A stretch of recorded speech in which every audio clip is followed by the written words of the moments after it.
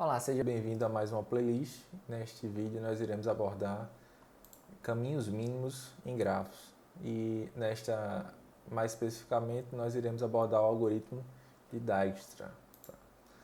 Bom, nós vimos anteriormente que é possível utilizar, por exemplo, o algoritmo de busca em largura para identificar um caminho mínimo entre um par de vértices, considerando a situação do grafo ele ser não ponderado, tá? Então, tendo aqui dois vértices V e W, em um grafo não ponderado é possível, através da aplicação do algoritmo de busca em largura, ou seja, a partir da árvore em largura que vai ser construída, identificar um caminho, e esse caminho ele é mínimo entre esse par de vértices, tá? Então, a partir desse algoritmo de busca em largura, é possível identificar esse caminho mínimo em um grafo não ponderado.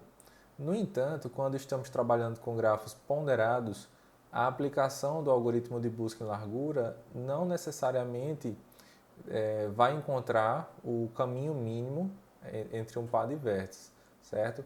E lembrando aqui que quando a gente está trabalhando com grafos ponderados, o caminho mínimo, o caminho mais curto, vai ser aquele que tiver o menor valor relativo ao somatório dos pesos das arestas. E, consequentemente, não necessariamente um caminho com o menor número de arestas vai ser o caminho com o menor valor da soma dos pesos das arestas, tá?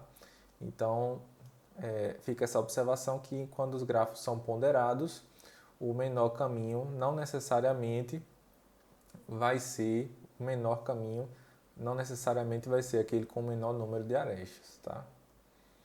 A forma de visualizar isso é através desse grafo.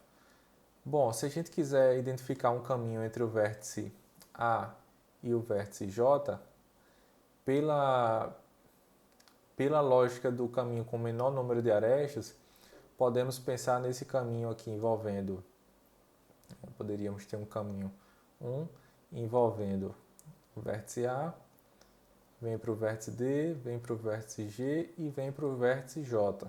Então temos 3 arestas e o custo associado a esse caminho seria exatamente 161, tá? Considerando aqui a soma dos pesos dessas arestas.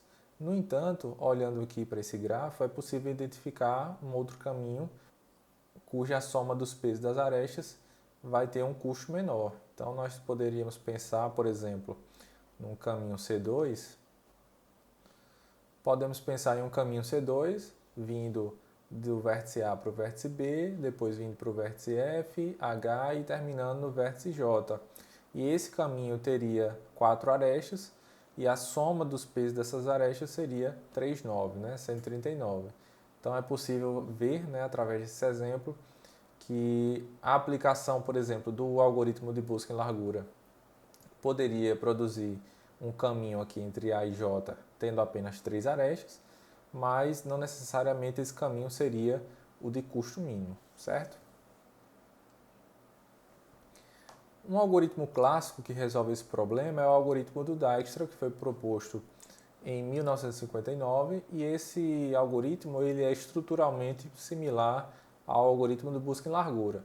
Então ele trabalha rotulando os vértices, então isso aqui é importante, através da exploração no grafo, né? Então à medida que os vértices eles vão sendo explorados, existe uma forma de rotular esses vértices e basicamente 2 vetores vão ser utilizados para a gente ir atualizando as distâncias e atualizando também os vértices que antecedem cada vértice no menor caminho que vai ser considerado, tá?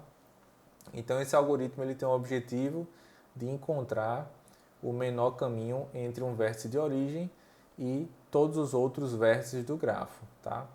Então ele identifica esse caminho, o menor caminho de um vértice para todos os outros. Algumas considerações importantes é que esse algoritmo ele só funciona quando os pesos são positivos, certo? Se você estiver trabalhando com um grafo que possui pesos negativos, outros algoritmos devem ser considerados.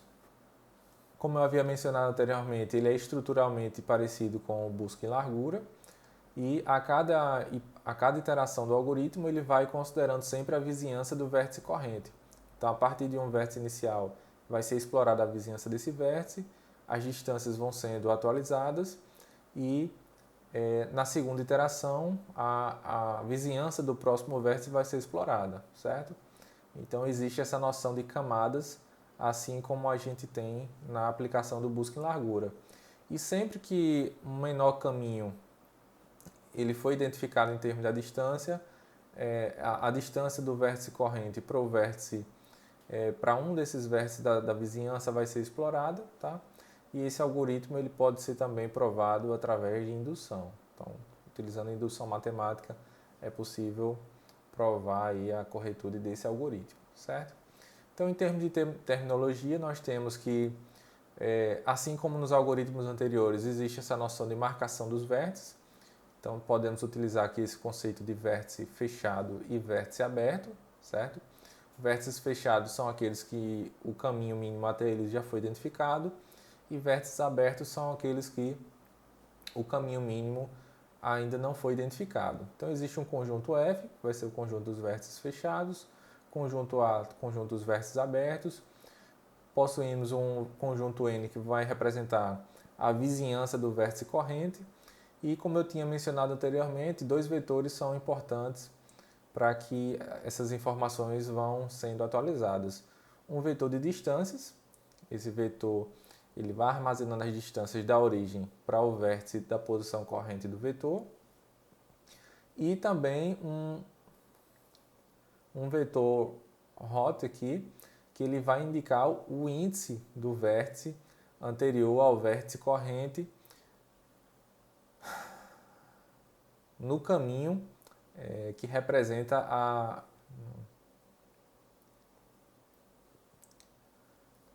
Então, esse vetor hot ele vai armazenar os índices, né, dos vértices que vão representar os vértices que antecedem cada vértice do caminho mínimo, tá? Isso aqui vai ficar mais claro no exemplo. E, além disso, utilizamos também essa operação de subtração entre conjuntos.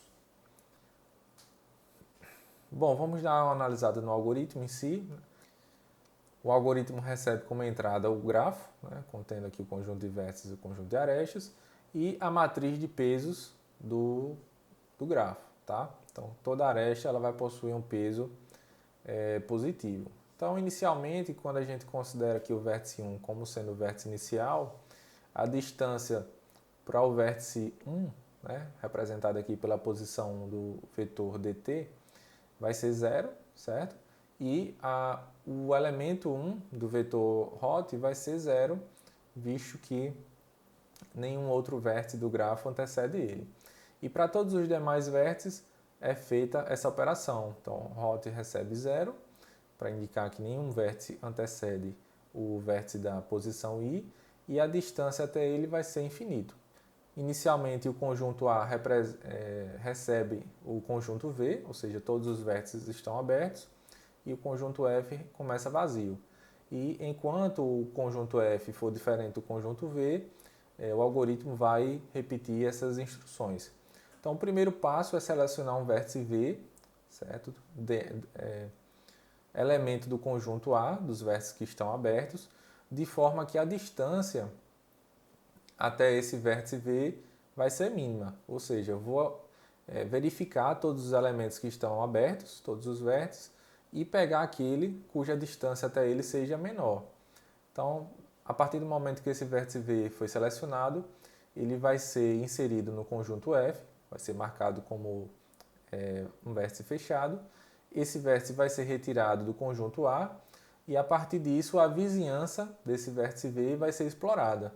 E aqui uma pequena observação é que a vizinhança do vértice V vai ser explorada retirando todos os vértices que já foram fechados. Na primeira iteração, nenhum vértice foi fechado, além do inicial, e, consequentemente, toda a vizinhança do vértice corrente vai ser explorada. Então, para cada vértice U pertencente a essa vizinhança do vértice V, vai ser verificada se a distância até o vértice V mais o peso da aresta que conecta o IV, se ela é menor do que a distância até o vértice U. Ora, inicialmente, essa distância a todos os outros vértices do grafo foi inicializada como infinito. Então fica claro perceber que vai ocorrer uma atualização para todos os vértices que são vizinhos do vértice U, tá? Considerando aqui que a distância até o vértice U vai receber a distância do vértice inicial, que é 0, mais o peso da aresta de U a V.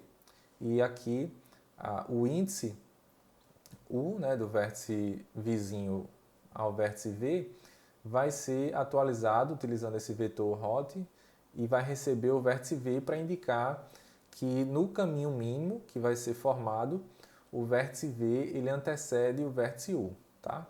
E esse processo ele vai se repetir enquanto o conjunto de vértices